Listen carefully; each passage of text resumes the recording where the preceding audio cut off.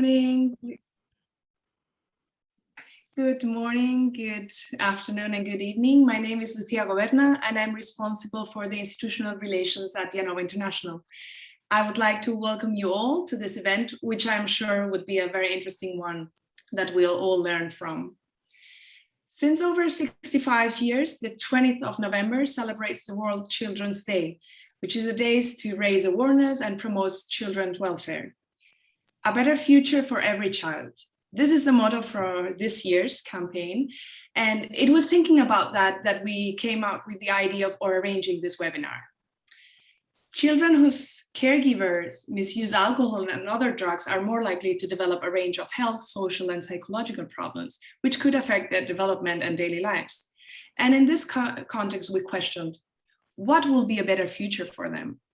What would that imply from a policy-making perspective and from the delivery of services? We believe there is a major gap when it comes to the situations of these children regarding addiction services. It is certainly a very delicate area, and we are glad to see that more and more organizations are interested in bringing this topic into the agenda. And here I would like to acknowledge the work and interest from the World Federation Against Drugs and WOCAT in this particular topic. We have invited 5 panelists to give an idea of what the situations of the children whose caregivers who use drugs is, what could be an adequate linkage between children protection services and addiction services, if children's rights are taken into account in the design and implementations of addiction services, or if there are specific prevention programs, for instance, targeting their needs. I am confident we will be able to identify issues that need to be tackled and actions to implement by addiction services. Just a few notes regarding the technical aspects of the meeting. This session will be recorded. It is on a webinar mode, so all the questions for the Q&A session, please do keep sending those on the chat, and there's also a Q&A section for you to include them. Without further delay, I would like to present you the first speaker, Corina Giacomello, joining very early in the morning from Mexico. Corina Giacomello is a researcher professor at the Universidad Autónoma de Chiapas in Mexico and a consultant of the Pompidou Group of the Council of Europe.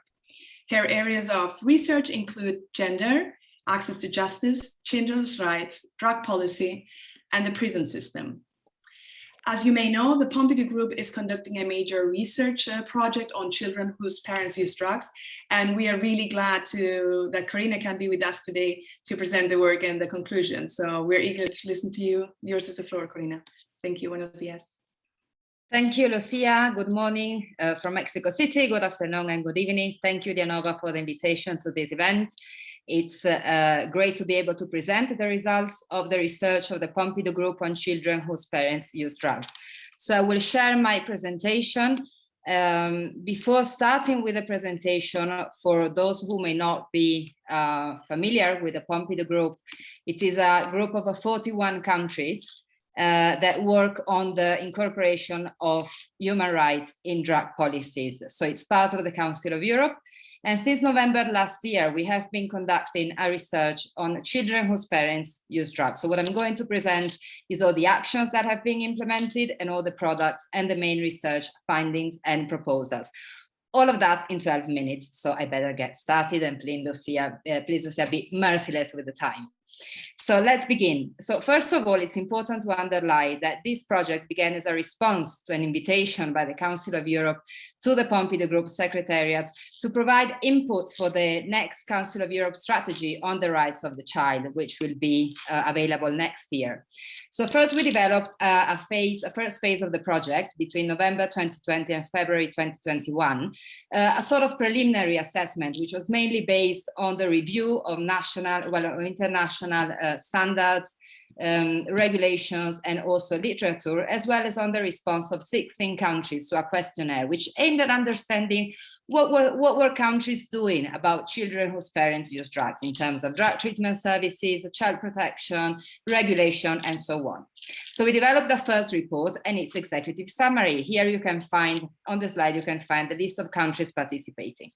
Since the preliminary assessment showed us that there was a scope for continuing with the project, we developed a second phase.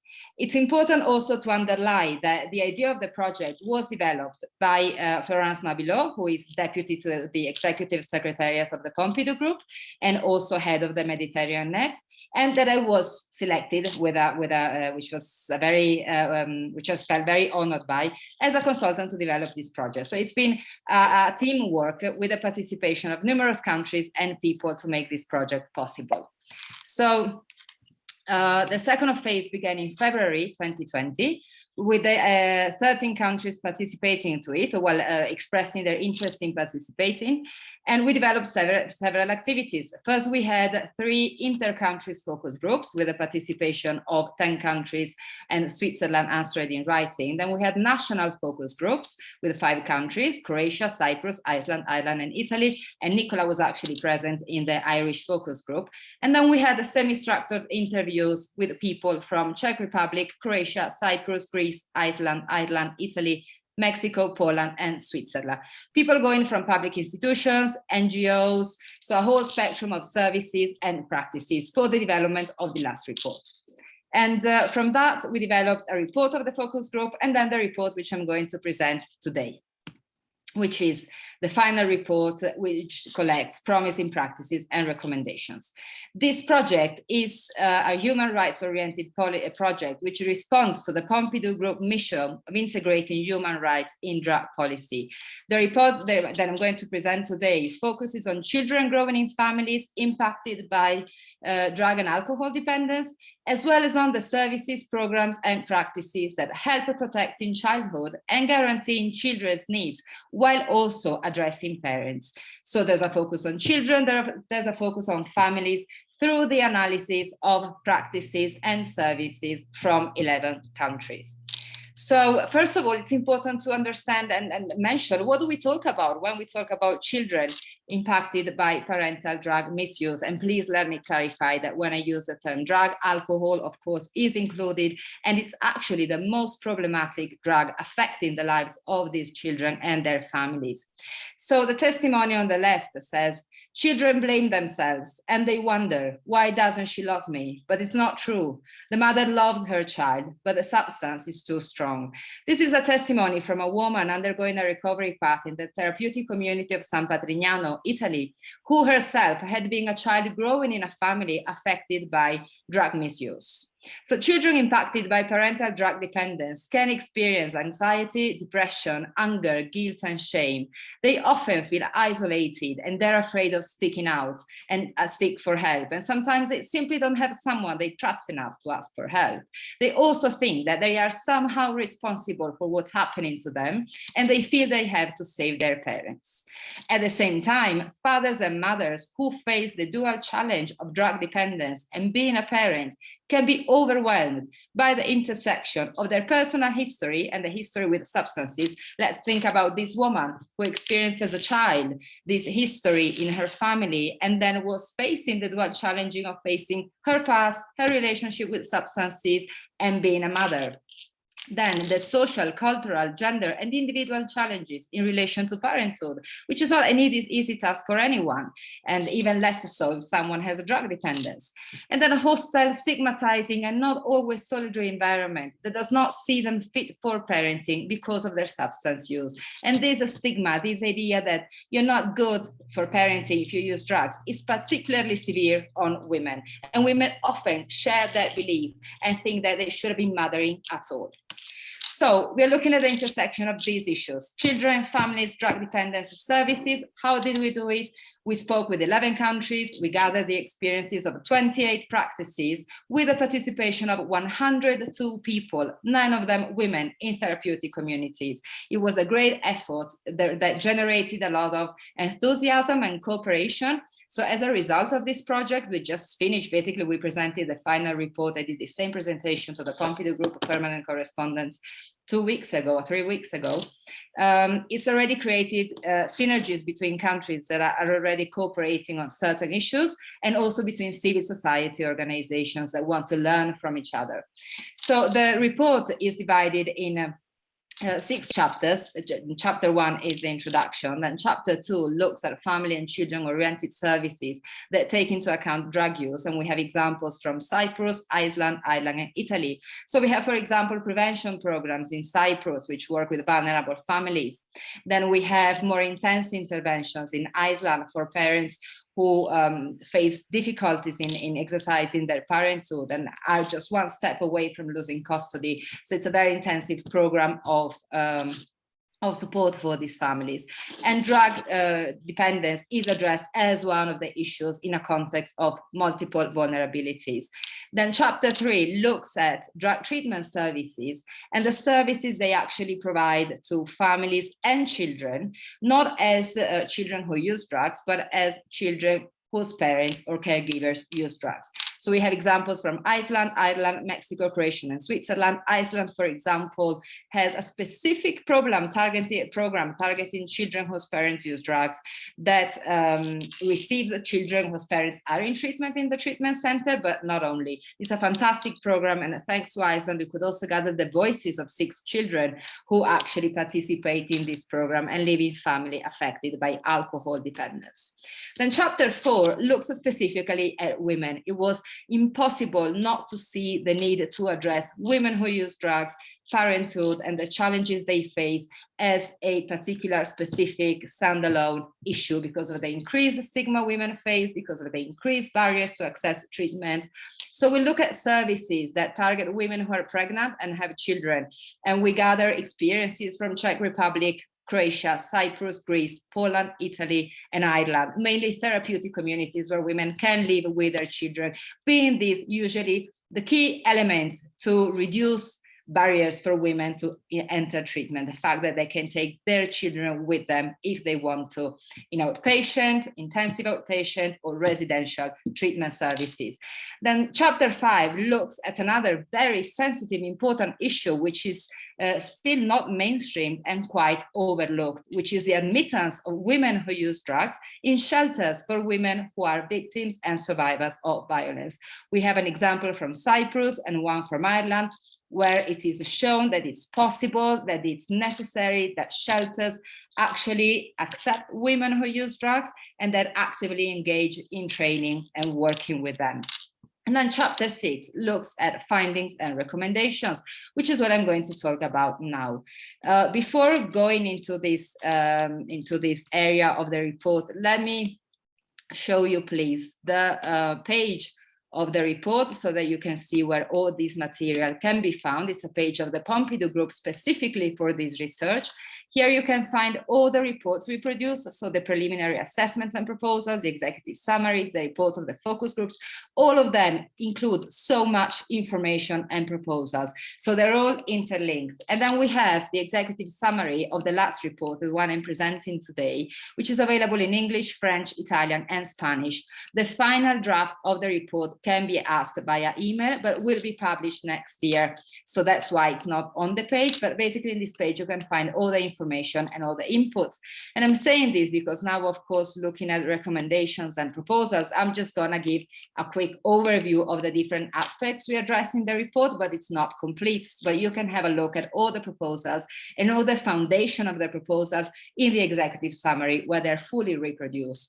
So basically we identify the following key messages. First of all, children are not the bearers of the pathology. They don't have the problem. Still, they might need help in order to address what's happening in their family, how to understand it and how to cope with it, and going over the anger, the anxiety, the shame, the guilt, and this need to save their parents. So basically we recommend for countries to develop integrated strategies to wrap up all children at national and local level of a long list of very practical operational recommendations that it can be easily implemented. They're not general recommendations, they're very practical. Some of them are, we need to create information and sensitizing tools for the community in general, for schools, for society, so that we can openly discuss about these topics. We have to take it out of the hiding and stigma area to bring it up and have genuine, spontaneous, honest conversations about it. it. We need to give children spaces where they can discuss about what they're going through, and also give them channels where they can actually talk about what's happening, like specific helplines, for example, and materials that they can easily access and that can help them understand what is going on, as well as peer groups where they can share their experience and go over the isolation they usually experience. Also, we need to guarantee that services address children and families' vulnerabilities, but that also are capable of identifying and looking at the intersection with drug dependence. Then we need countries to review the TDI. The TDI, for those who are not familiar with it, the treatment demand indicator, is the European Monitoring Center for Drugs and Drug Addiction main indicator on how many people access treatment and if they have or not children. The Pompidou Group works with the countries, so our proposals are targeted at countries. And the proposal here is to actually, based on the Irish experience, to expand the TDI so that we can gather more information on how many children are actually impacted by parental drug misuse, what are their age ranges, and also what's the situation of care. The idea is also to include more information on treatment outcome and for countries to develop better ways of sharing information so that they can actually have an idea, a quantitative and qualitative idea of the dimension of this phenomenon, which so far cannot be calculated. Then we also recommend countries to actually provide treatment services that include parental responsibilities as part of the therapeutic alliance, but that also look at children whose parents use drugs as a specific target group that should be addressed with specific programs. We recommend for treatment services to have crashes and day centers for children to facilitate parents' attendance to treatment and provide support services. Also, we recommend for treatment services to provide intensive outpatient care for clients who need it in order to guarantee the treatment success without separating children from their parents. With regards to women who use drugs and their mothers, countries should engage in analyzing their current availability in quantitative and qualitative terms of services aimed at women who use drugs and women who are victims and survivors of violence and use drugs. Particularly, we suggest the presence of women-only trauma-informed, non-stigmatizing, gender-responsive inpatient and outpatient treatment centers where women can attend with their children. That cannot be the barrier for accessing treatment. Also, shelters for women victims and survivors of violence should admit women who use drugs and be trained to do it. The experience of Cuansaura in Ireland is a great example in this respect. And also women should be given virtual and face-to-face spaces where they can talk openly about their experiences with substances, their experiences with services, not only to share experience, which is per se quite empowering. We did it in San Patrignano. It was definitely a very useful exercise, but also as stakeholders, as people with experience, with knowledge that can provide services with the tools and feedback on how to better work in a gender responsive, non-stigmatizing way. And so that will be it in terms of the presentation of the report and the main proposals. Again, I highly suggest you to visit the page, to look at the reports, to analyze the executive summary where you can find all these proposals. So thank you again for the opportunity of presenting this project of the Pompidou Group, and I'm at your disposal in case you have any doubts or questions. Thank you very much, Corina, for this presentation, which it was a very good insight in the extensive work the Pompidou has conducted, and it's very concise and to the point conclusion. So thank you very much for that. Now I would like to give the floor to Gisela Hansen and Caroline Fuller, who will both speak on behalf of Dianova. They participate from Spain. A short introduction: Gisela Hansen, she's a PhD in clinical and health psychology, specialized in gender, drugs, and mental health. She is the technical therapeutic coordinator at Dianova Association in Spain. As well, she's a professor at the University of Barcelona and a researcher of the Autonomous University in Barcelona, with a focus on gender perspective in treatment of addictions. And Caroline Fuller, she's a research assistant at Dianova who conducted the study on the children's rights perspective in addiction services. She has a bachelor's in international studies and is finishing a master's on sociology. Caroline has worked for various NGOs in various countries with teams related to early childhood and social segregation. Gisela, Caroline? Thank you, Lucia. Thank you so much, Lucia, and thank you so much, Corina, as well, for your presentation. It was really insightful. So here, I'll just share my screen.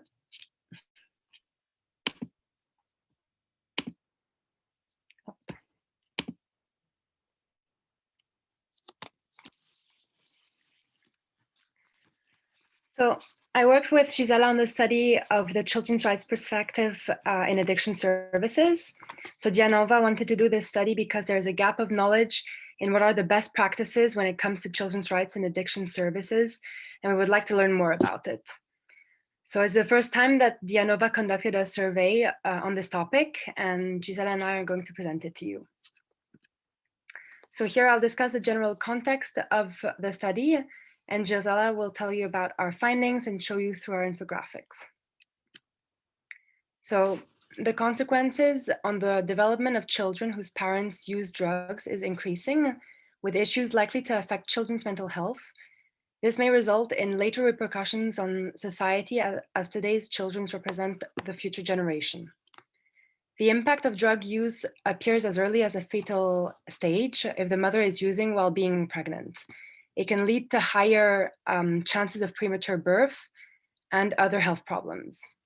In some cases, children who start using drugs come from disadvantaged backgrounds. So for example, belonging to an ethnic minority group and experiencing poverty and or parental homelessness and unemployment. In addition, many have dropped out from school and have faced traumatic experiences, leading to a greater susceptibility to substance use disorders later in their life. So mothers are assigned the caregiver and protector role. Therefore, when they are using, children consider them as less reliable than their fathers due to their inability associated with substance use. However, while a number of studies portray drug-using mothers as negligent or bad mothers, others view them as capable and committed parents that have the potential of further improving their parental abilities. And in addition, for some women, motherhood represents a strong incentive to stop using drugs. In many families, parental roles can even be reversed. So what happens is that children, especially older siblings, end up taking care of their parents, preparing meals, and taking the younger ones to school. Parental negligence is seen as a form of child abuse, and children who witness domestic or sexual violence or are victims of abuse themselves are at risk of long-term physical and mental health problems. Calls by children are usually driven by acts of physical abuse or family breakdown rather than parental use of alcohol per se. Often also the secondary issue is actually the main problem in the family dynamic, one that puts a child in genuine peril. So policies to protect children whose parents or caretakers use drugs are crucial, but they often come in a punitive and negative way.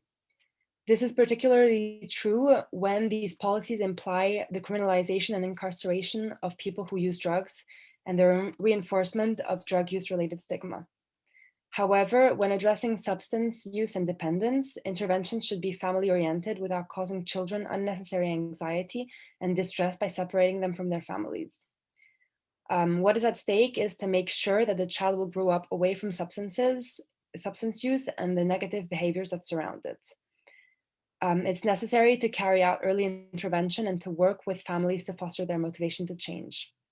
Children need ongoing support even after treatment completion due to unresolved feelings, adjustment to new rules and behaviors, new fears and anxieties. That's why professionals find it somewhat tricky to detect and protect children to start off with.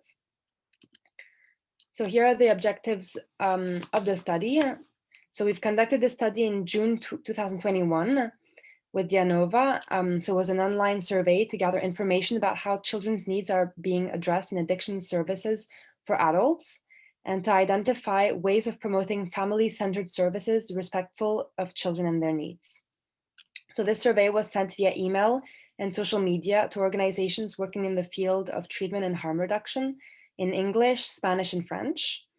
And a total of 39 respondents participated in the survey from Europe, so 31% in Europe. Asia were about 10%, North America 5%, and South America 54%. It was our biggest group. So 74% of respondents were men, 20% were women, and 6% were non-binary, with an average age of 44 years old. Respondents were predominantly in management positions in their services, and most had a degree in psychology or social work. And finally, 48% worked in outpatient services, while 30% in residential treatment programs and 13% in harm reduction services. So now for the results, I'll give the floor to Gisela, who will present the results of this survey.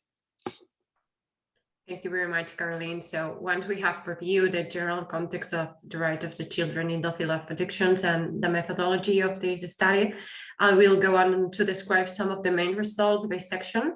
I encourage you to read the full report from where many more emerge, because we are going to mention just a few because we have a very short time today. So we are going to start with the first dimension, that is asking the questionnaire that refers to the information on the situation of service users with dependent children. So 92% of the respondents states that their service gathers information about the client's family. 89% of respondents think that there is a difference between fathers and mothers. It means that there is a gender stereotype in the care and responsibility of children are persistent even among addiction professional services. Next slide, please. Yeah. Thanks. The second dimension explores about the vision of parenting capabilities of people with substance use disorder and in the vision from the professional services. 47% of respondents disagree that drug use has no negative impact on parenting abilities. Professionals believe that parents are not always able to help and assist their children. On a scale ranging from 1 for strongly disagree to 7 for strongly agree, the question about whether or not parents who use drugs adequately supervise their children's education and social activity attain an average of scores of 3.29. When we ask if parents with substance use disorders are trustful of and willing to cooperate with people and services in charge of helping and supporting their children, responding to score 3.5 on average. So sample wasn't very sure about this. And 79% of respondents feel that there is a significant difference between fathers and mothers, as mothers are generally more involved and present in the interaction with social services and behave like more responsible with regard to the situation, not just for natural care skill. It is more related with the double stigma in women and a higher control in women who use drugs and are mothers compared to men who use drugs and they are fathers. And next slide, please. Okay, in third place, we ask for risk detection and preventing among children and adolescents in addiction services. 58% of respondents agree that as professionals, they can use a number of strategies to try and obtain some relevant information. 53% of respondents observed that when beneficiaries wrote the subjects of their children, professionals tend to refrain from asking very personal questions, as they believe their primary focus should be on the use of drugs, not beyond that topic. 63% of respondents disagree that this is very difficult to identify violation of children's rights. And again, when we ask if it's professional duty to identify situation of neglect or abuse towards beneficiary children on a scale from 1 to 7, we got an overall response of 5.3 on average. Professionals consider that identifying child abuse and neglect is part of their role, actually, only have effectively gathered information about beneficiaries' child custody. Very few services provide adequate training on parenting skill. There are important gaps in parenting and child care training. And for the fourth dimension was identification on violation of children's and adolescent rights. Maybe so. Okay, thank you. So respondents report that the cases that occur mostly are related to child or adolescent neglect with regard to nutrition and sleep. Also, respondents agree on the fact that substance using or dependent parents neglect housekeeping duty. And 58% of respondents agree that their beneficiaries expose their children to domestic violence and many stress situations. Regarding with the next dimension, action against violation of children and adolescent rights, 79% of respondents agree that as professionals, they are responsible to identify the situation and to do something about this. 47% are preoccupied about the possibility of retaliation by concerned beneficiaries should a situation of abuse or neglect is revealed. 83% of respondents think that addiction and child protection services should be better coordinated. And they identify a double challenge: protecting the child while providing their parents with a proper support. And last, 89% of respondents think that any child abuse situation should be reported to protect them. But at the same time, only 45% of respondents say that the service in which they work had taken steps whatsoever to promote the protection of children. And the last dimension, which is related with the designing of programs, 53% of respondents agree that their staff have been trained to identify risk situations for children. Half of our respondents say that no specific protocols have been developed. And to the question as to whether or not their staff have been trained to adequately manage that situation that may pose a risk to children, they state that they weren't prepared to cope that. They weren't prepared to do something very quickly and significant. And 63% of respondents agreed that their staff considered the situation of beneficial children both a part of a comprehensive program and a part of their task. So this was related with all that I mentioned in the survey. We are going to move forward the conclusions and the main takeaways. As a result of the conclusions and information of this study, the bibliographic review and the accumulated experience of Vianova in the treatment addictions and human rights advocacy, we have created an infographics on the right of children in addiction treatment, and it is available on the web, and it's going to be available on the chat in a few seconds.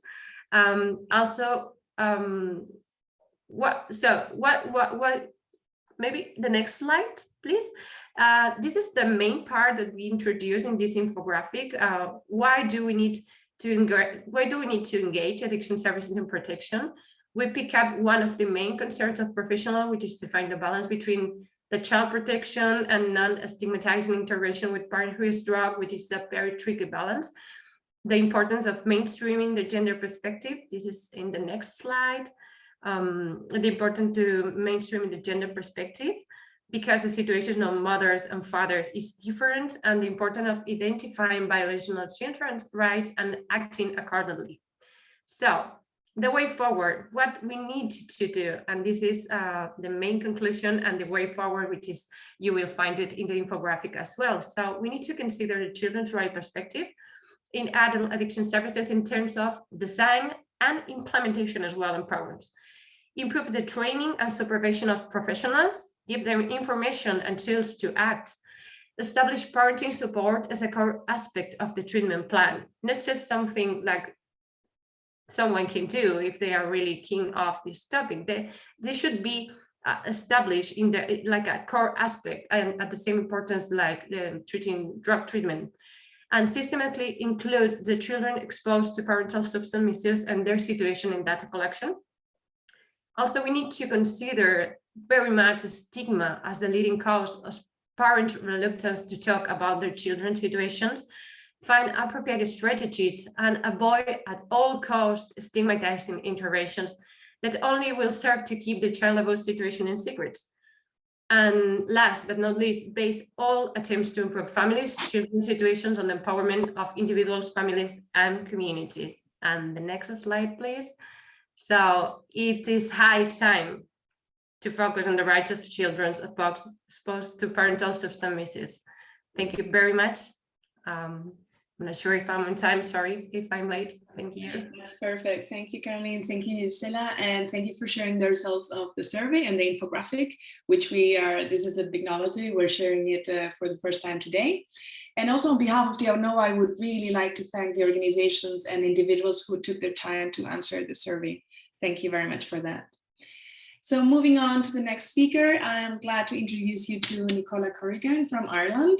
She is a project manager for substance use projects with the National Social Inclusion Office in the HSE, which is Ireland State's Health Service.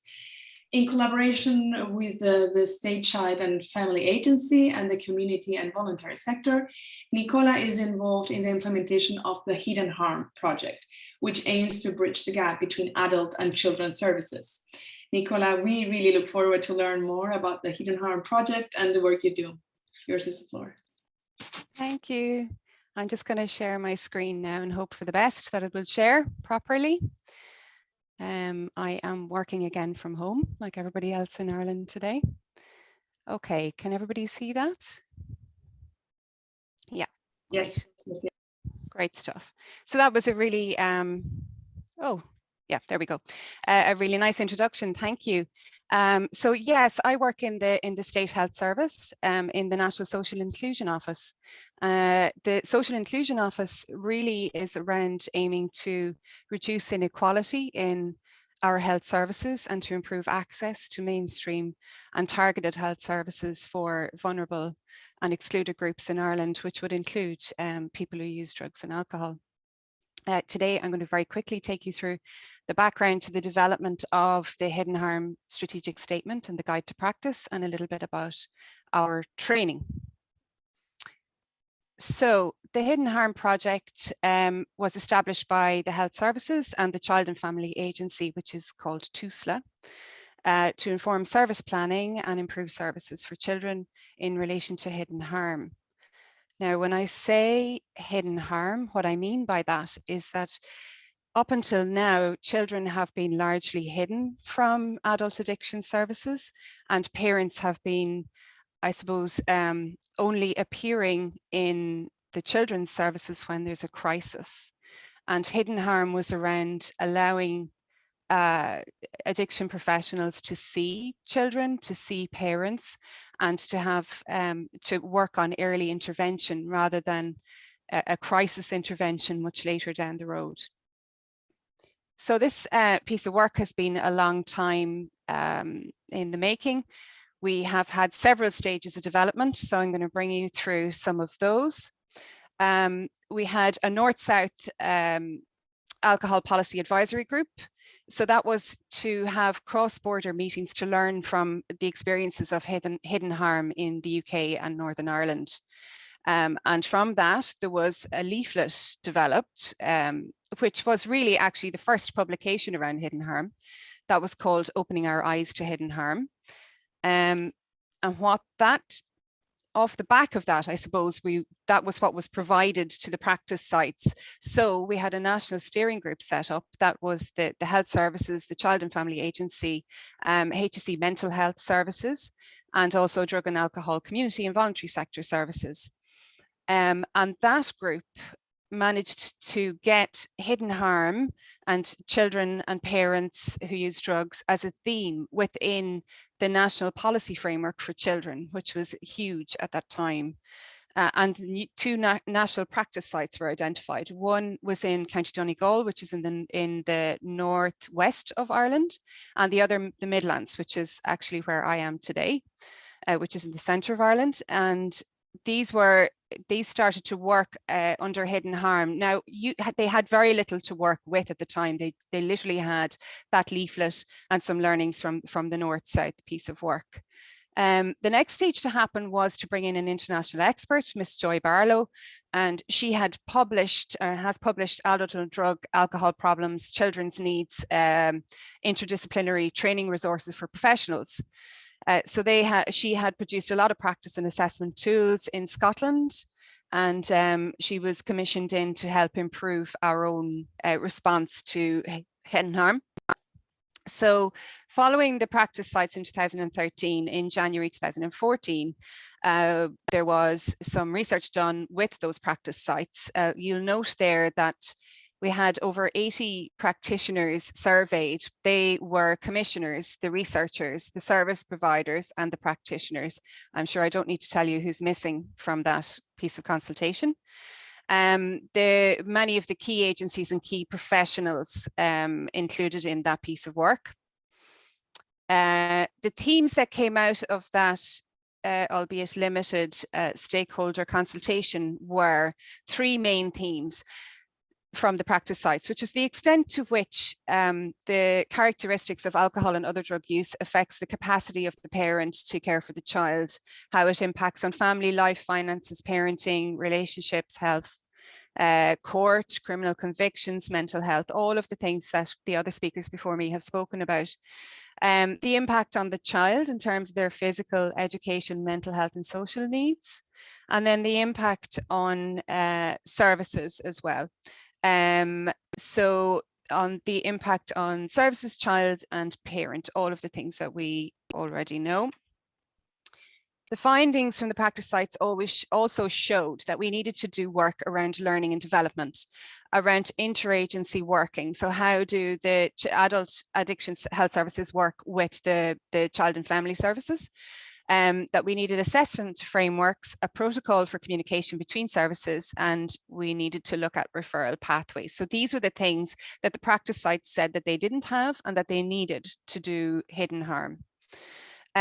We have a national drug strategy here in Ireland under the Department of Health called Reducing Harm, Supporting Recovery. And that under that, there was an action there to improve the supports for young people at risk of early substance misuse and to mitigate the risk and reduce the impact of parental substance misuse on babies and young children, and strengthen services to support families, and expand the range, availability and geographical spread of problem drug and alcohol services for those under the age of 18. So a lot under that one strategy.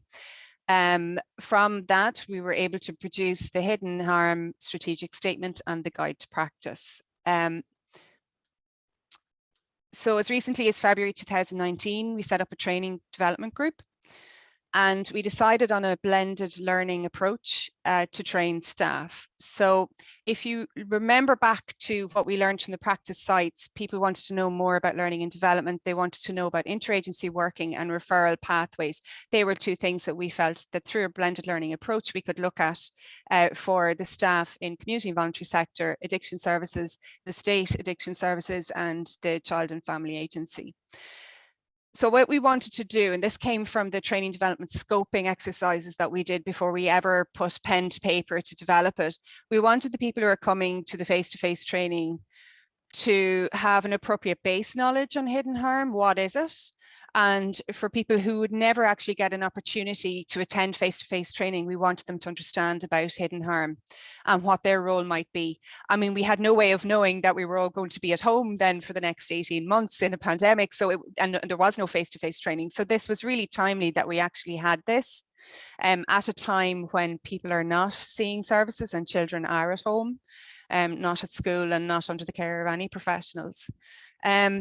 So the e-learning development, it's about recognizing and responding to the impact of parental alcohol and other drug use on children. It's for all staff working with parents, children, young people, families, and it's available on a learning management system called HSE Land, which is available nationally. I should actually say as well that while we're asking people to recognize and respond to the impact of parental drug and alcohol use, everybody that is in an addiction service, whether there's a state service or a funded services in Ireland, and anybody working with children must do children first training. That's it's mandatory for everybody every 2 years, and what that shows us is how to recognize children at risk and where to refer them and make a report if that's the case. So just to that's a separate part of this, but everybody that will be doing this training would already know how to recognize a child at risk. So the aim of it was to increase awareness and response to hidden harm, basically. And by the end that we would be able to recognize the impact, we would be able to support the parent, and we would be able to work in partnership with the parent and the other services to meet the needs of that child or young person. So just to take you through what comes up in the e-learning piece, we look at the impact of hidden harm, and we do that through reference to the different age brackets of children. So right from pregnancy through to babies, young children, and right through then to young people. We have a section on the voice of the parent where we went out to a parent, to Coolmine actually, who some of you would have, Corrine would have made reference to earlier on. They have a parent and child facility there, a rehabilitation program. And we went out to them to speak to them about how we could include their voice in this piece and what was it that they wanted us as practitioners to know. How would we like them to speak how would they like us to speak to them? What were their experiences? It was a really rich piece, and it informed the next part of the training as well as this. And we hadn't planned on including a module like this, and we ended up with one because it was really, really important. We had the lovely Faith who came along to give us her experience and recorded it so that people could hear her own voice and of her own experience. We learn about working together. So hidden harm for us isn't necessarily about setting up a brand new service. It's about how addiction services can support a parent and refer to other supportive agencies. And it's about how the children and family services can support parents who use drugs and alcohol. And then finally, a case study, which is following the journey of a parent and his children. Following that, we do a one-day skills practice program purely fixed on, or I suppose the aim of which is to practice the skills. So you have all the background knowledge in the e-learning, and then you do the practice. It's co-facilitated by the HSC, the Health Services, and the TUSLA. And I suppose the reason for that is that I suppose traditionally both have been working quite separately. Now we don't, we work together very well on this. But essentially addiction services staff will listen to the addiction services, and the child and family agency staff will listen to the child and family agency. So it's about bringing everybody together in one room to try and create relationships and create referral pathways. And they're hearing that this is being facilitated by both agencies on the day. So I suppose it is for that reason that we decided not to deliver this via the virtual classroom and to leave it until we're all back in the classroom in person again. The aim of this is to provide an environment to colleagues, all of our colleagues, and to consider the impact of the issues of hidden harm on your practice, to consider how we can work together, and to clarify what the benefit of that working together is. It's really important to state that the aim of all of this is that we do not have any expectations that addiction service staff become social workers, that they become experts in supporting in children's services, or that our social workers become experts in addiction. That's not what this is, and it's not about creating, it's about creating, I suppose, working together and creating referral pathways. We know that we often, particularly when people are understaffed and under-resourced a lot of the time, that we work in silos, as in we work with one focus. We don't see the child in addiction services because we have not time, because we don't want to know, because we might have to deal with it. So we're just going to focus on the adult. And this training is about breaking that down. I won't go through all the learning objectives. But basically we go into, I suppose, a little bit of background around why people use drugs and the impact of that for our colleagues in the child and family services. And they let us know about what their systems are in place to support people. We focus the entire day on Jenny. This is going to be Jenny, and Jenny is so that everything and every skill that we practice, it all comes back to, but what's the impact on Jenny? How is this going to impact this child? So the next steps, I suppose I'll finish with. We have to pilot this training and make sure that it's working. We have confirmation of 2 sites. One is a rural site in the west of the country that doesn't have a referral pathway set up yet, so brand new. The other is in the east of the country, who have been working together to try and progress hidden harm based on our strategic statement. So we're going to pilot it there as well. We'll develop a training implementation plan to roll this out nationally. We'll run a train the trainer, and then we will have to look at building the capacity of services to work under hidden harm. So that was very brief and run through of what hidden harm is, but I'd be delighted to answer any questions anybody has. Thank you so much, Nicola, and thank you for bringing this much needed and very innovative project that hopefully will be replicated in other countries as well. I also invite all the attendants to write questions through the Q&A and the Q&A box if they want before, but we have, last but not least, our last speaker, who is Vincent. Diana is joining from India, and thank you for joining in the evening. I know it's a bit late. Diana is the managing trustee of Four-Way Foundation. She has over 15 years of experience working in international organizations, and she has been actively championing the inclusion of children with special needs and the child right to education and a substance abuse-free environment. Diana is also a researcher with international published papers. Thank you for joining, Diana. We're eager to listen to you. Thank you, Lucia. Thank you. Can you hear me? Yes. So it's exciting to listen to everybody present, because I have nothing new to say, and all of you are resonating the same issues across the globe when it comes to children and children in homes where their parents are using alcohol and substances. So what I'd like to do in the next 10 minutes is also give you the picture from India, and with a slight difference of what we lack in terms of social security and services. I'll use a presentation just to show a bit of what I do at the organization, and also the realities at the grassroots level. If you can you see the screen? Yes. Okay. Perfect. So that's what we call ourselves here. It's called the Fourth-Way Foundation. The foundation is primarily working on various issues related to child rights and child welfare. And so thank you all today for inviting me to be on this. The project that we sort of present with the case of substance abuse is called VENDA. That's the logo underneath. It translates into the local language, enabling children to say no. While our main objective is to create safe environments, substance abuse-free environments, wherever a child is present. And one is the home. One clear space is the family.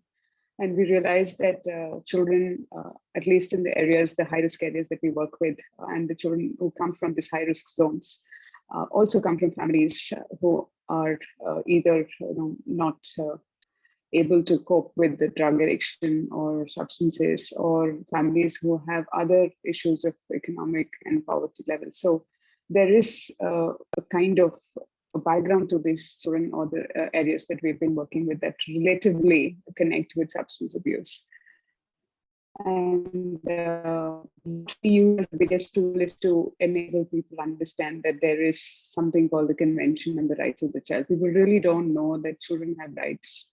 And to educate them to understand that children really have their basic rights to safety, participation, protection, and the provisions for basic needs is also sometimes something that we have to reiterate. And India is also a signatory, so it makes it easy for us to advocate this and make all our policymakers, all the departments that work with in relation to children understand that they also have a right to a safe environment, whether it be the school or the home. We need to create substance abuse-free environments for them. The project has been very dedicatedly working towards curbing the problem of drug addiction among youngsters and young adults and children, because our biggest problem is in and around schools.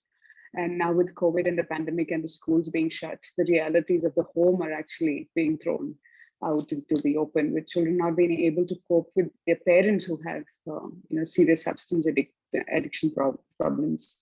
Just to give you a size and of the problem that we're talking about, because a country like India, the population is really large. And when you're talking about a 10% subsection, we're talking about numbers that really roll into thousands of children in just specific risk areas. And the kind of services that we really lack right now are things that we really cannot even back up with the kind of speed children are getting into addiction, or families are getting into addiction. One data that I would like to show is that in 2015, the kind of percentages of children who are going into foster care were mostly from homes where parents were using drugs and alcohol. Now, this is 10 years down, 8 years into this story, this number definitely has increased, and we don't have national surveys to prove that there is reason to really work around families and parents as such. So this is our context. This is something that I'd really like to spend a few minutes on, and just to reality of India is that there is absolutely there is nil child care facilities when it comes to parents who are going into treatment and care. We really don't have that kind of a system where children are taken care of, or children can go in while the parent is going into treatment. To add to that, we don't even have child care centers for children who get into substance abuse. The other is the low acceptance of the problem of addiction. Addiction sometimes is kind of a lifestyle in the communities that we work, because they're fisher folk. They go into the sea, they come back. So alcoholism has always been part of cultural background of these communities. And to add to that is the layer of substance abuse and substances that are really available easily right now. The other is the problem of social reintegration. When people really go into treatment and care as parents, there is no process to really bring them back into the community and reintegrate them into the economic and social spaces. There's a clear lack of deflection programs for children who take to drugs because they have parents or they have people who are actually into the problem of drugs. There are absolutely no deflection programs right now that the state runs. So, which means if a child is caught with the possession of drugs or muling the drug, there is no process to actually take the child into the social service program and bring them out. Last is we don't have drug courts. We don't even have fast track drug courts that can take care of parents who are in conflict with the law, or children also in conflict with the law. All of these add to the complexities of the rights of children and how they're denied their basic safe environments. With that comes also, just hold on, the reality of how drug prevention also is one of the most important things that we can do for a country like India. Prevention space is the only space that will sort of help us keep children and parents away from the use of drugs. We work early with families, and families first is an approach that we really think has given us the biggest results in terms of dealing with the unit of the family and making the family understand that it's not only the person who's taking the drugs, but the entire household that's having an impact because of this. We have to really also look at gender-specific approaches, because like the other panelists were talking here, gender is a serious issue when it comes to drugs and seeking support. Because if a mother is somebody who has a problem with drug dependency, for her to come out, take charge of herself, all of that is dependent, at least in our social context, on the male member of the household, or the husband, the father, or the brother, somebody who has to take a decision for her treatment and care. Oftentimes they're dependent on even the support of financial, stability that they need to go through the treatment and come out, because they don't have money on their own, they don't have savings, they don't work. So all of that is a complexity that there is a gender barrier when it comes to access to treatment and care. The other is that education for all stakeholders is becoming so relevant. It's not only the family or the unit of the household, but we have to now look at policymakers who really don't understand the complexities of how a family falls apart because somebody is not having access to treatment and care, or a child is denied the rights of a safe space when the parent wants to seek support. Also, we encourage this concept of connectivity and connectedness, because it's really something that has supported our programs. Where people really have extended families through other families. The community is taking charge of children when parents go into treatment and care. So there's a safe space for children within their own community. They really don't have to go looking for foster homes, which we don't have. And even if the state does provide, it's very distant and far off. So all of this is helping children understand that they also need to make informed choices, because the consequences of using drugs and substances is actually larger than they can even comprehend or manage during that growing adult stage.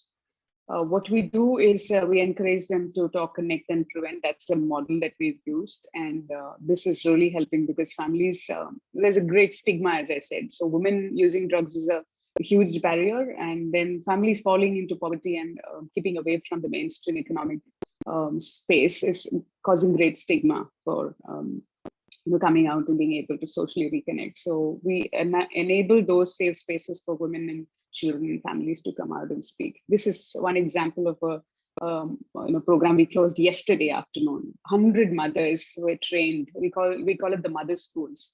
All of these mothers are basically the caregivers in their house. They are the breadwinners of their home because the husbands are alcoholic. 80 to 90% of the men are alcoholic. And they land up becoming the providers for the family. And then they are faced with the complexity of children taking to drugs and alcohol and themselves falling into it because there's easy access to alcohol and other substances in the home. So Mother Schools is something that we've partnered with in Vienna with the Women Without Borders, and it's become one of our real beautiful tools for enabling families. This is where we actually see the results of the Mother Schools. It's one space where we enable parents to come out of addiction, because a child is outside the space and not understanding why a parent's going through what they're going through. And those talk spaces, those safe spaces are enabling children to connect back to families and parents to come out and speak and make it more easy on the family to cope with their addiction.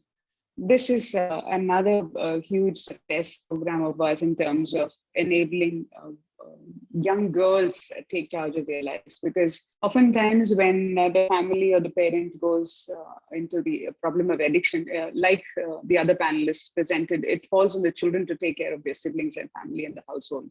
And more or less is the girl child, at least in the context where we are coming from. The girl child is automatically stepping into the role of the mother or the father or the caregiver of the home. And there she loses her little space to learn, study, play. Her childhood is, in fact, just robbed away from her because of the roles she's early stepping onto. And one thing that we've really learned is when you encourage a girl to come out and play a sport, she's actually gaining a lot more understanding of life and fears and challenges by just playing one sport, and sort of gains her will and confidence to go back and take care of the home and the family while also pursue other, her desires of playing sports and education. So this is something that was started as one football team. Right now we have 44 girls teams from the area we work in, which means the problem is as large and the girls are as deprived.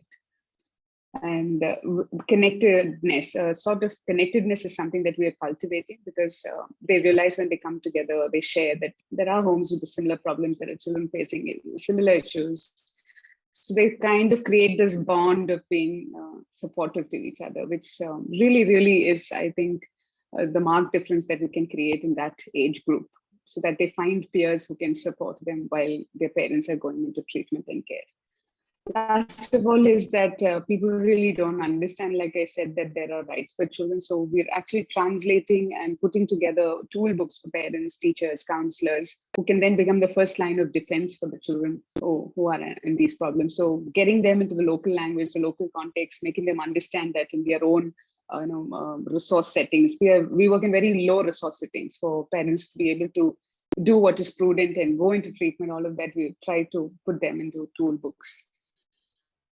What we really advocate through a prevention approach is that while working on just this one problem of dealing with the household or the parents who are going into addiction, the lack of the rights of the children not being provided, we're actually addressing a whole lot of goals in the SDGs. That's such an encouraging understanding and learning for people who work in this space, that just by addressing this one problem, there are so many sustainable development goals that we can meet. And what we keep saying at our project, the foundation, is that the voice of the young are actually creating the change. Now, how are they doing that with families and parents? They are becoming more effective because they are becoming the voice of the child who is not able to speak. So the average age of the team that are actually at the grassroots working with families is 27 years old. They're all well trained. They're trained how to be speaking the language of children as well as parents, and sort of kind of great success when it comes to young voicing the problems of the youth and the young children's lives. This is what I want to close with. We keep saying this, and it's in our communities, that we as a community or parents or households and people who are supposed to take care of children are to be held responsible if our children don't make the right choices in life.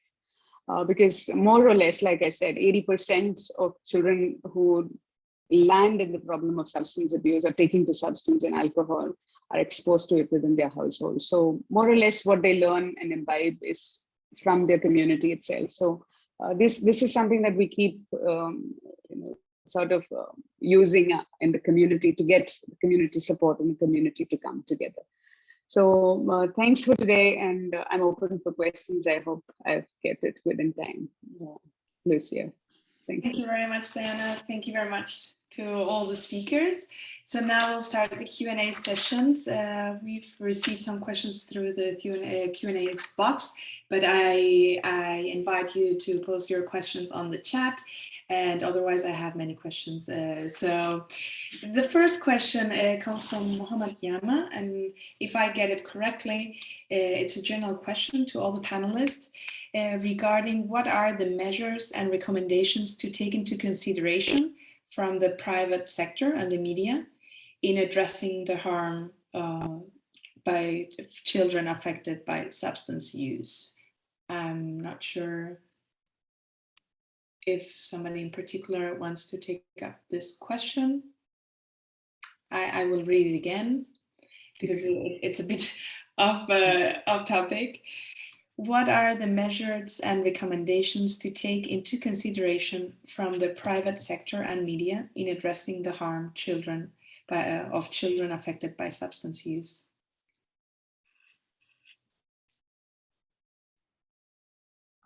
I'm not sure if on this. Sorry. Yeah, go ahead, please. All right, Gisela. No, I got that correctly. Yeah, go ahead. Somebody. Look, I was going to say the private alcohol industry in particular is not involved in the development of strategy. In Ireland, there was a time when it was. That's not the case anymore. And in terms of what they have to offer, or what considerations we have when we're thinking about the impact on children, there's been a lot of work ongoing here in Ireland to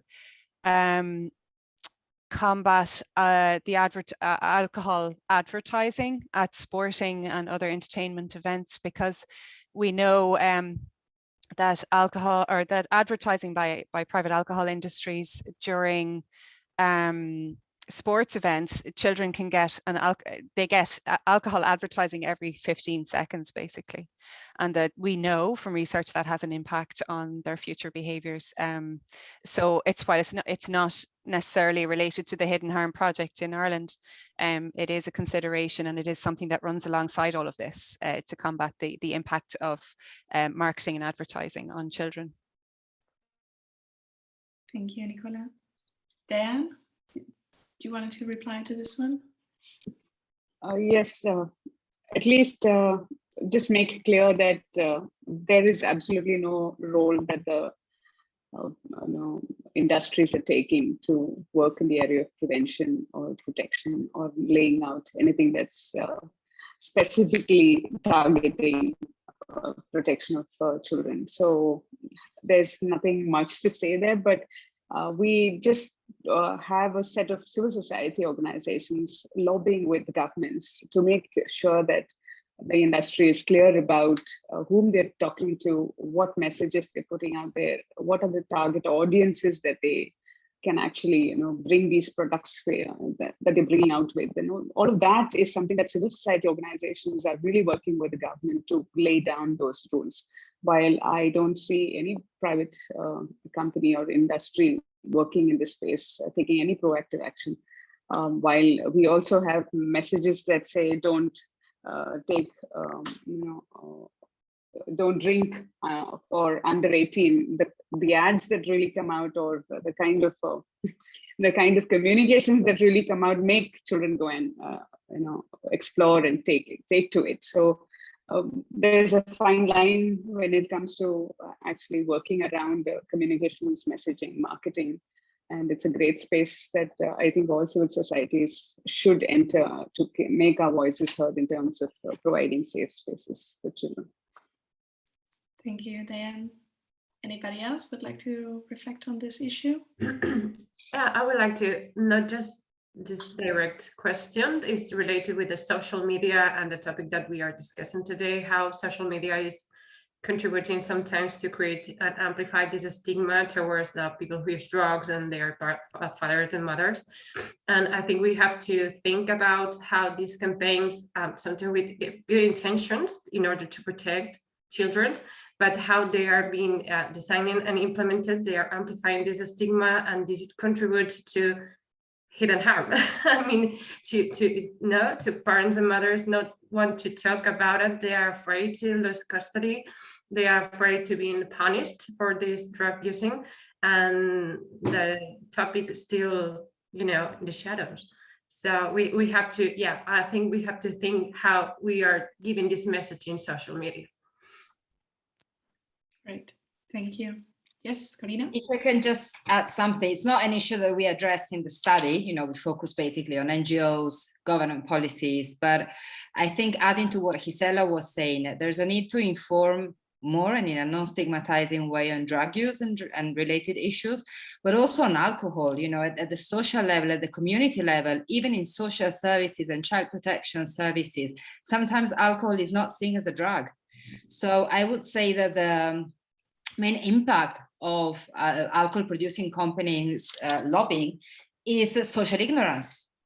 So there's a need to create more awareness on alcohol as a drug, and as a drug that most impacts on these children, as well as work with the social services on reducing the stigmatization of people who use drugs. I think there's a need to do a lot of education. That's why some of the proposals is to create spaces for children where they can understand what's happening in their families and what's happening to them and how they can deal with it. And one of the messages from children is, we don't like it. It doesn't help when people speak evil about our parents. But if we do not educate societies and services on reducing stigma, but also on understanding more about drugs, then we are not going to get there. Again, I think that the example of Kwan Saro, this refuge in Ireland, which accepts women who use drugs, is very useful, very enlightening, because they underwent the training. But it doesn't have to be a massive training. You don't have to become an expert on drug addictions. As Nicholas was saying, we don't want drug treatment operators to become social workers or social workers to become people who treat drugs, but definitely they need to speak to each other, to learn from each other and from each other's field of working, because the lack of coordination, that working in silos, is also tainted by this lack of knowledge on each other's mutual field of knowledge. And that's reflected also in communities and in schools. So we definitely need more education on drugs and dependence to reduce the stigma, but also for operators to identify when children are facing parental drug misuse with alcohol or some other drug. Perfect, thank you very much. Zach, a second question from the Q&A box comes from Ana Neto. Says that, thank you for bringing this subject into the light. Are you knowledge of European calls to grants that help to implement this knowledge in public services of alcohol dependence treatment?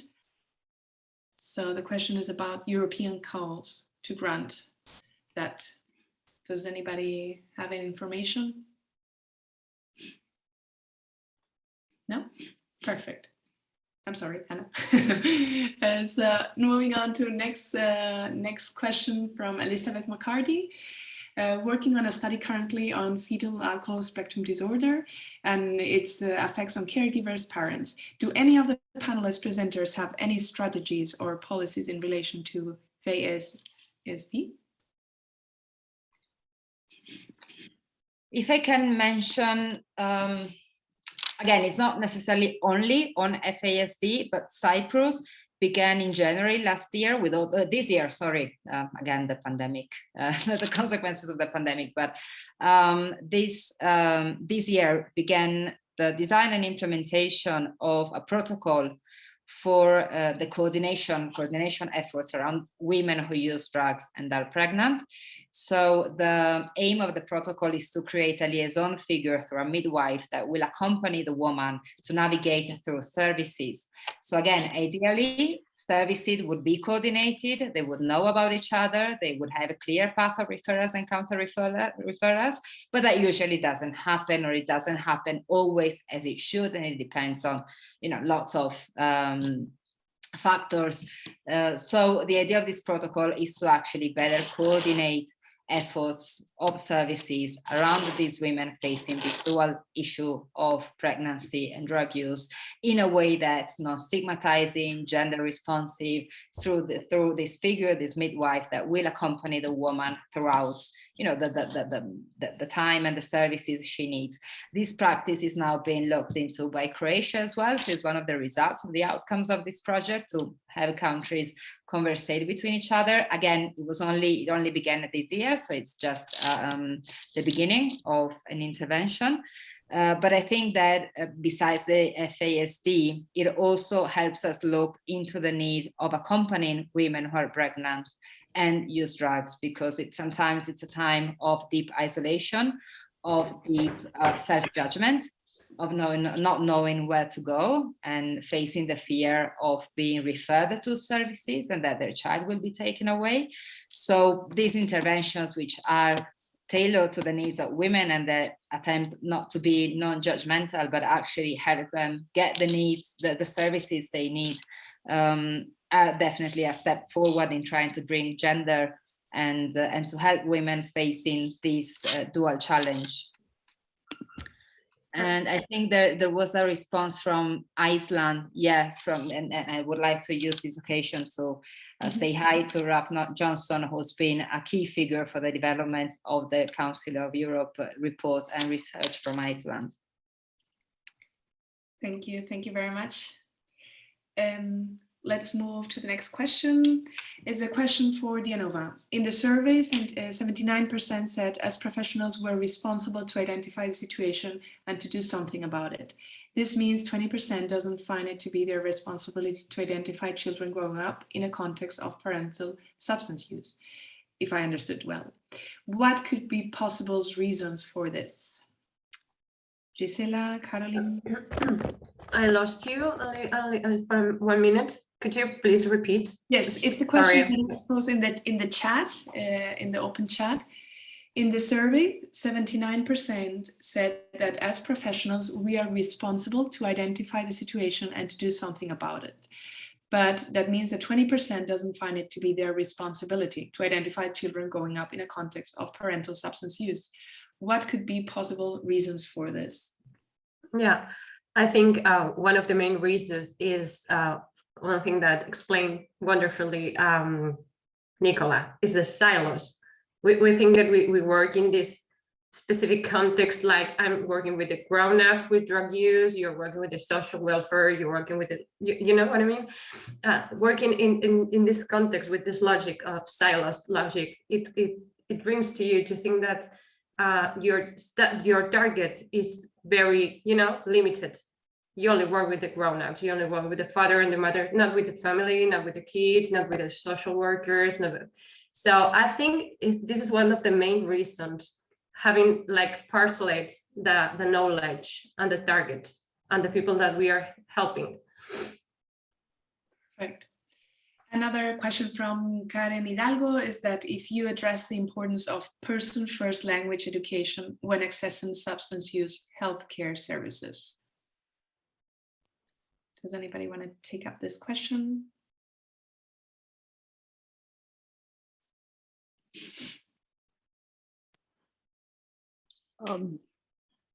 I'll go for it. Yeah, people first language is pretty important, at least in the context where we work, in terms of children growing up in environments where there are high risk to taking to drugs. So if we were to call a young child or a child in drug dependency as an addict, that itself sort of stigmatizes the person. So imagine when we are working with children and talking about their parents in addiction or seeking treatment, and we're not able to use sensitive terms like, you know, person with a drug dependency, rather than framing them as addicts. You know, it's in a child's little frame of mind, it's already a written off case when we say that the person is an addict. There's a kind of subtle message of there's no coming back. So people first language kind of works as a friendly approach to destigmatization. Similar with disability. You know, we take the learning from the disability sector. Instead of calling somebody as a disabled person, when you use the term, you know, people with disabilities, kind of the person is first and the disability comes after. We are training people to understand how to look at the person first and the problem later. So it's really something that has come organically for us in the context of working. And we don't know if there are any UN conventions that talk about now addressing people with drug dependency as you know, the right term. But definitely sensitive language does go a long way when we're working with children and young or the youth who in destigmatizing and kind of labeling people and putting them in a context of no return and making them look hopeless. My 2 books. Thank you. Then Nicola? Within the hidden harm training, we have used language like people who use services rather than service user. We have used language like people who use alcohol and other drugs for 2 reasons. One, that we are remembering that we are all people. And secondly, that we're not trying to separate out alcohol and other drugs. Alcohol is a drug also, and very important in this context. But we've done that because while this type of language is more common now in our addiction services, it's to extend that, I suppose, getting used to using language like that in other services, particularly family, children services. But it's very important in placing context around a person rather than seeing somebody as a drug user. Thank you. Does anybody else want to react?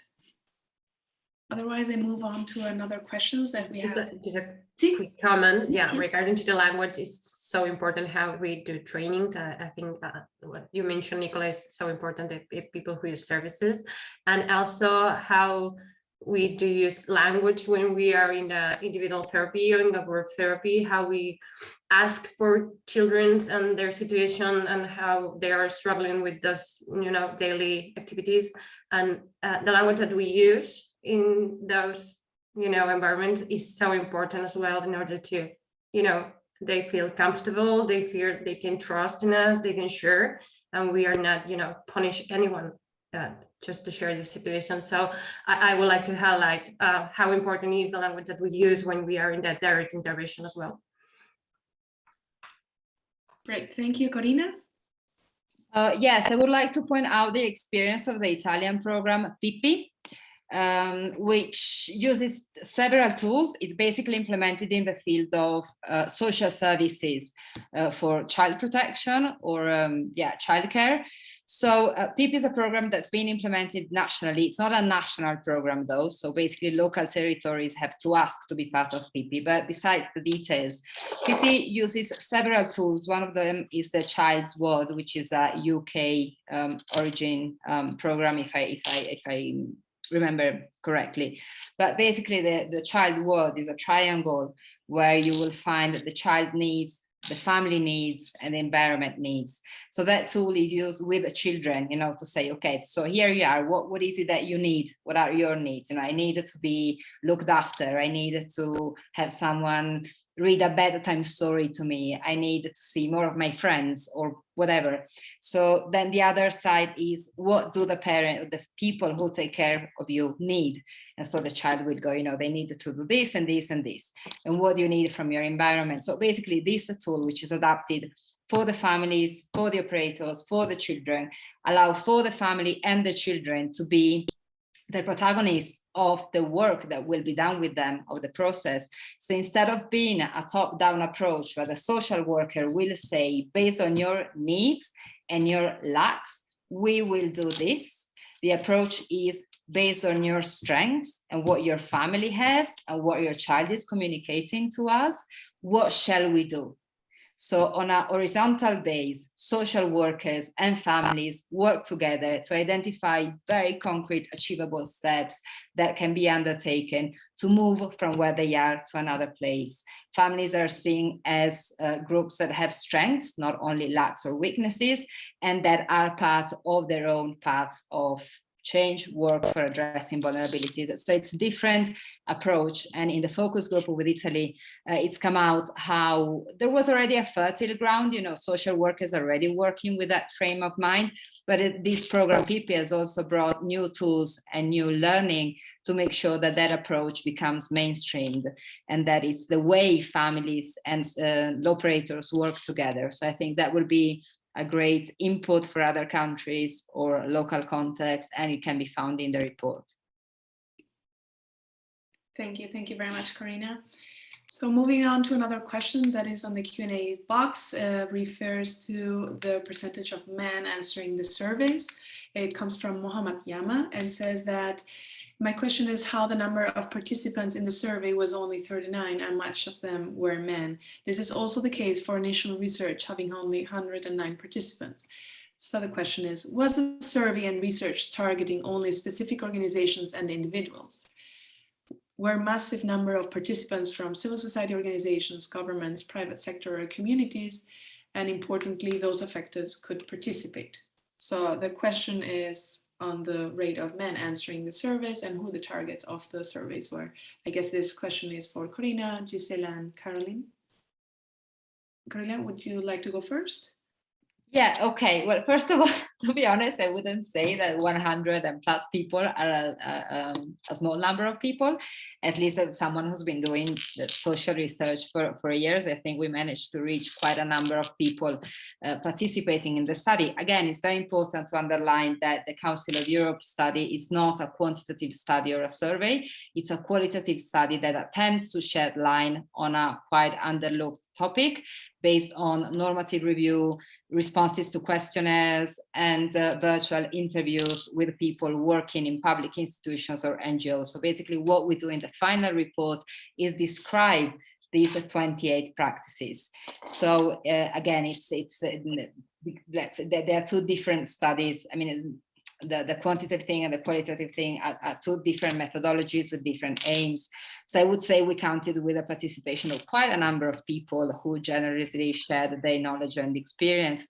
The way the research was conducted was through a snowball methodology. So basically the first reference for the Pompidou group is the Pompidou group's permanent correspondent, who would then help identify a focal point that is the person I will be interacting with on a more regular basis to then identify who we should invite to the intra-states focus groups and then to the national focus groups, and from there on identify what services and practices could be included in the report.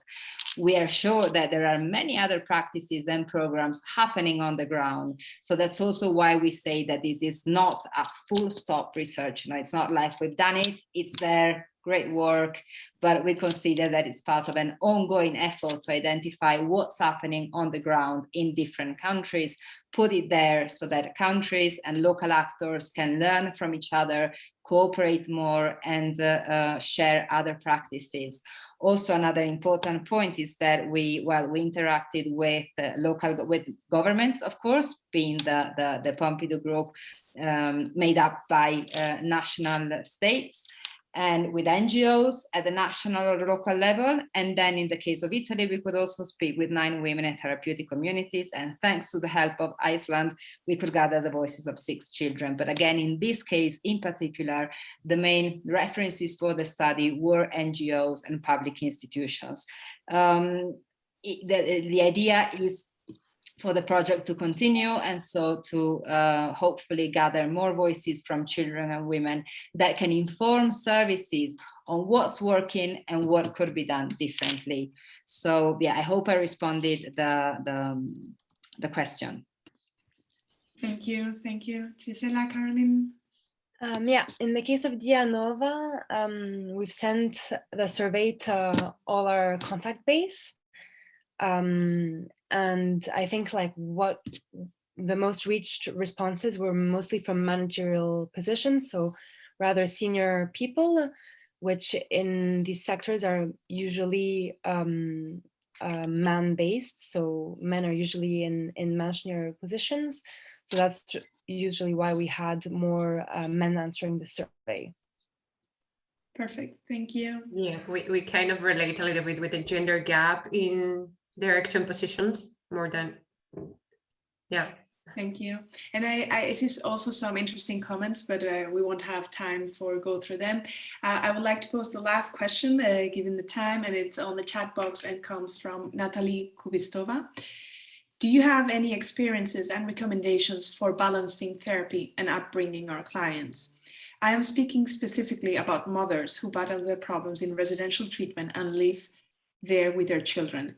They all barely have all good patterns of behaving, caring about children, etc. And sometimes I find it hard to always choose the right way of treating them the best, the most acceptable and useful way. Thank you in advance. Who would like to react? Yeah, Corina?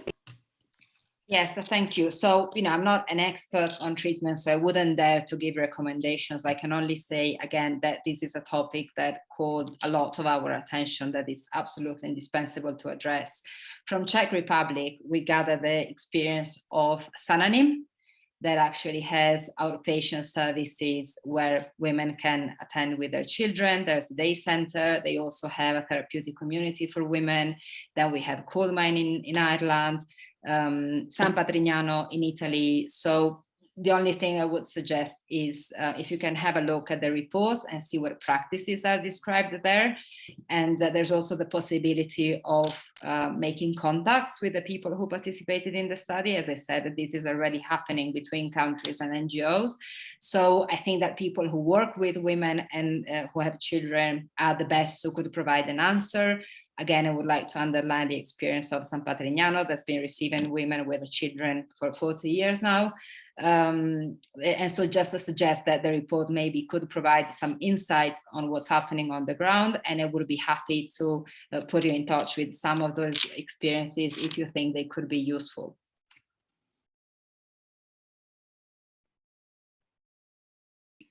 Thank you very much. I see Gisela. Yeah, I would say trying to find that balance is very hard. It's a tricky thing. I think it's one of the most barriers that all the professionals mentioned when they were answering the survey. But I think this is like a must to try to work in a horizontal approach, not in a directive approach, being horizontal and try to review their own stereotype with the motherhood and the try to revise their own stereotypes before to intervene with people and being in treatment and trying to not reproduce the institutional violence. Thank you. Does anybody else would like to react? No? Well, otherwise, I'll thank very much the speakers for giving us such enriching bringing us information on such enriching research initiatives, good practices, and also in very different realities and backgrounds. So I think that was very interesting. I thank you very much for your time and thank all the participants for joining us on this event. So I hope you will have a lovely day ahead and hope to stay in touch. Thank you. Thank you very much. Everyone. Thank you so much. Thank you. Bye. Thank you. Thank you.